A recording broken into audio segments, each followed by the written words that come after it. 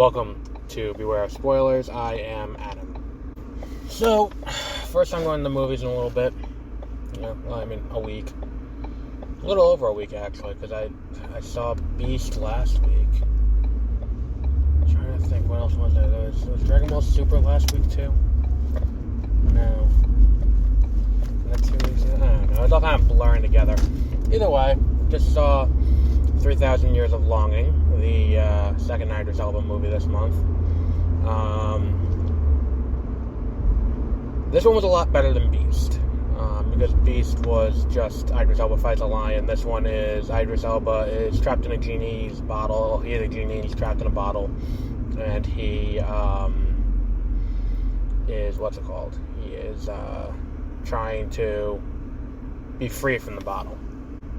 And the big change when it comes to this story is that he's trapped in the bottle, but he's not...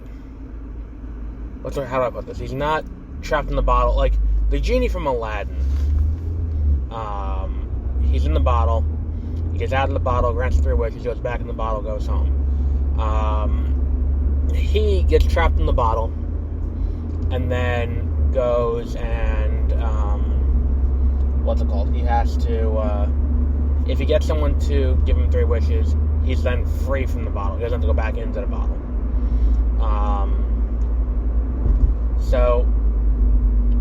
And I think that the fact that, and again, spoilers, Tilda Swinton frees him at the end of the movie is why I saw one review be like, it's Aladdin for adults. And it's like, well, I mean... aside from that, and the fact that there is, in fact, a genie in the movie, doesn't have too much in common with Aladdin, but whatever.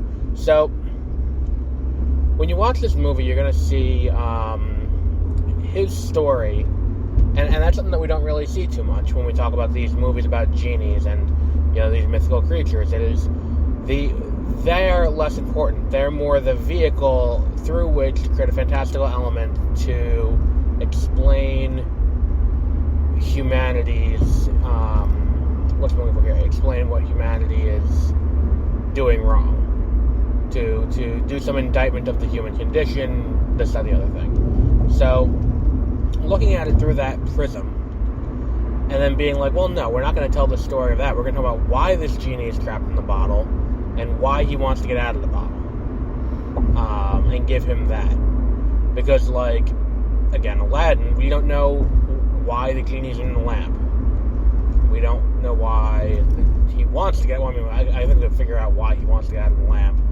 But it's more about, Aladdin's story and Aladdin's growth as a person. While this one, Alethea's story is kind of there, and don't get me wrong, she does have a huge part, she does have an active role in the movie. The story is mostly about, she's used mostly as a vehicle of exposition. For the genie, who's just called Jinn, because that's, they call genies. And I'm like, you couldn't give him a name? I don't know, fuck it, whatever. So, we see that he was there for the times of King Solomon, and he gets put in the bottle then he ends up in Istanbul, and he ends up being liberated for the second time by a woman who wants to get married to the son of the Sultan of Istanbul, or whatever the name, Persia. Was it Persia? I don't know. But whatever. She wants to get married to him.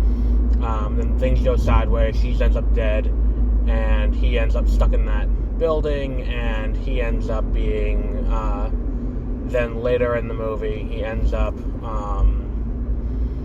working for a woman who is a scientist of sorts, and decides to help her out before he ends up again trapped in a bottle and cast away. And then when we get through the movie, Alethea finds the bottle in a marketplace in Istanbul. If you watch the trailer, you know that. Finds her there. She's in the bottle. She goes to, she talks to him, he tells her story, and then she makes her wish. Positives, acting from both Tilda Swinton and Idris Elba is great. They're both great actors, and they both do a great job in the movie. And then on top of that, we also have the whole what's I'm looking for here?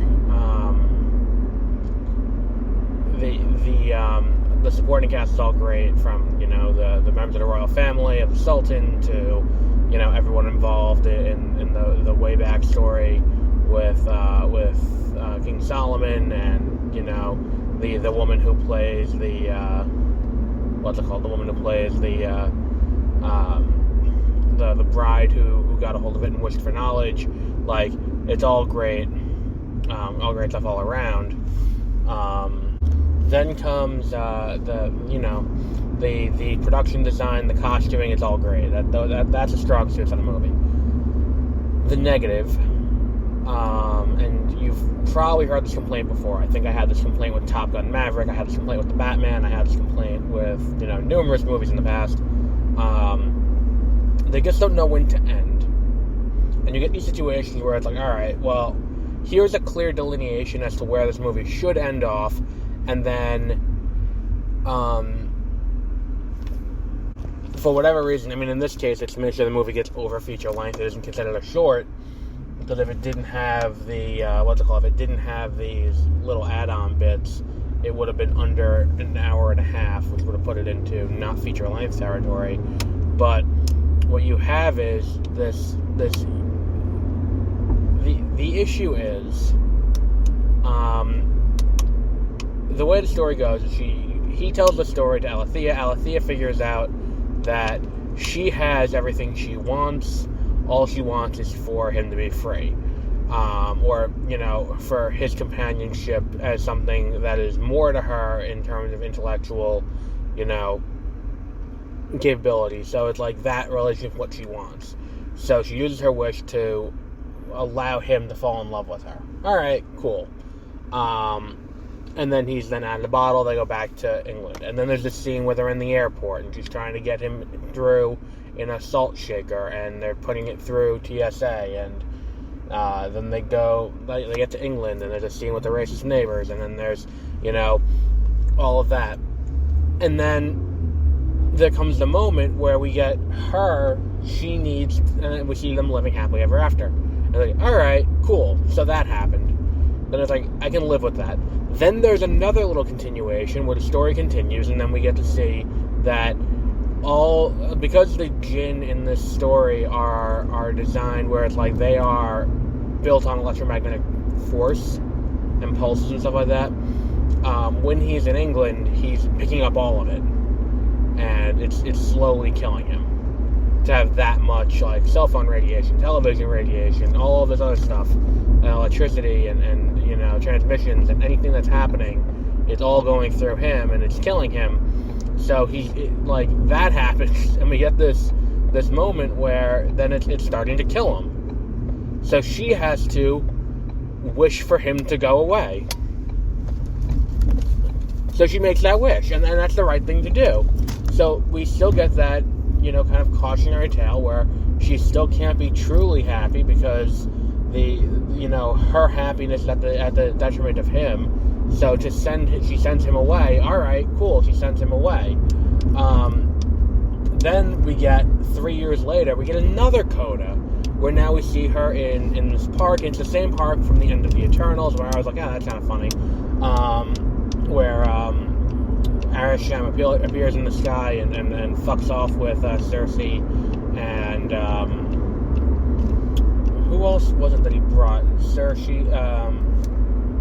Cersei, Kingo, and no, not Makari, maybe it was the one that Brian Tyree Henry played. Maybe it was that one. I forgot his name. Fastos. I think it was them. So I think the rest all went to space, and it was just them. Or maybe it was what's her name too? Puck? No, was it Puck? I think it was Puck.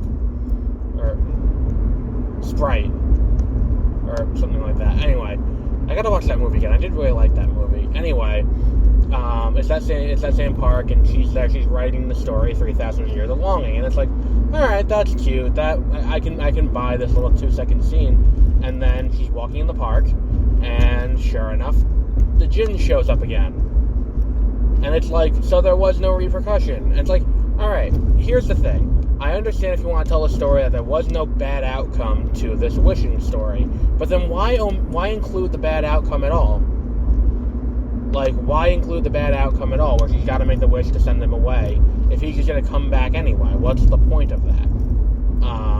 And I feel like that's kind of the problem here. And that's my biggest problem with the movie, is that we have that whole thing. That, and in the beginning, they do this idea where she is seeing, she's got an overactive imagination, and she's seeing things.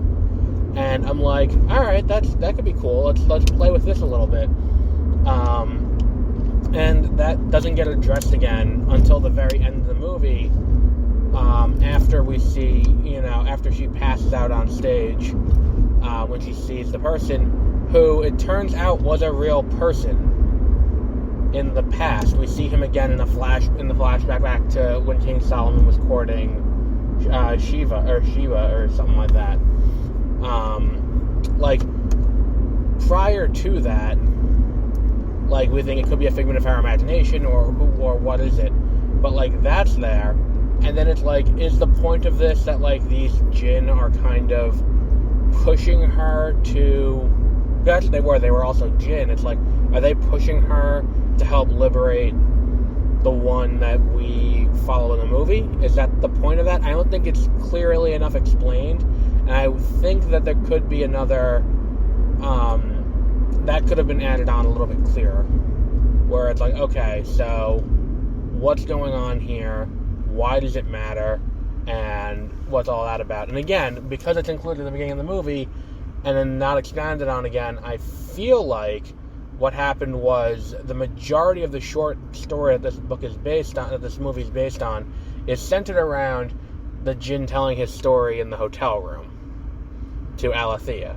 I feel like that's what most of the short story is, and I haven't read the short story to know definitively, but I feel like that's what we have.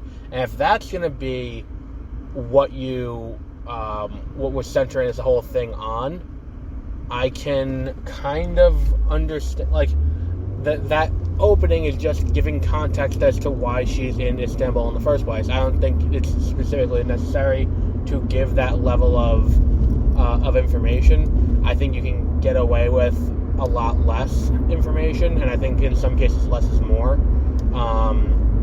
And I feel like all that stuff at that beginning part doesn't really add too much to the story. And then because it's never expanded on further, it's all right, well, can we omit this maybe? But again, if we omit that, we don't hit the feature length, and that could hurt distribution in the future. And I feel like that is part of the problem here.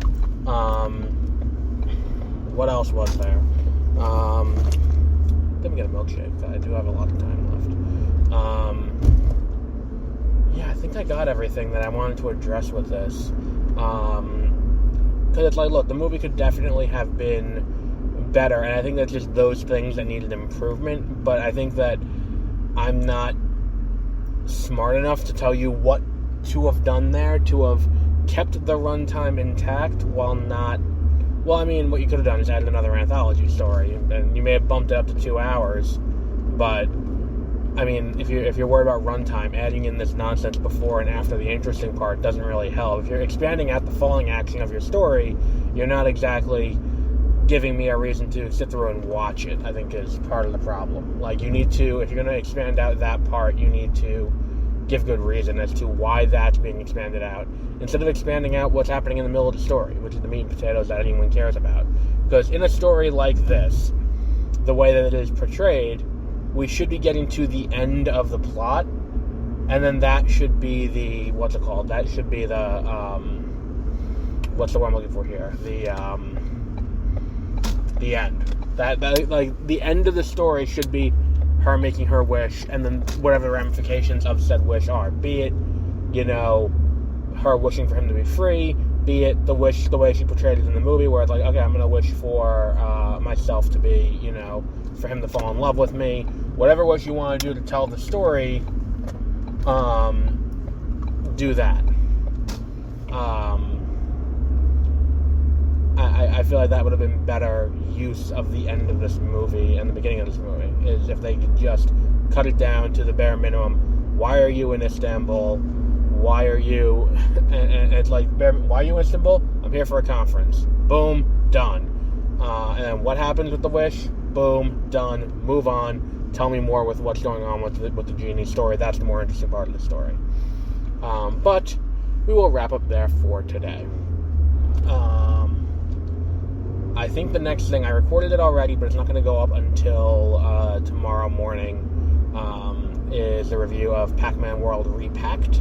I'm going to record tomorrow morning a review of, what was that other one? The Retron SQ HD, and I might have a review of that fucking movie with, what's his name? Those two over there, Mark Wahlberg and Kevin Hart. But on that note, we will wrap up for today. And until next time, have a great rest of your week.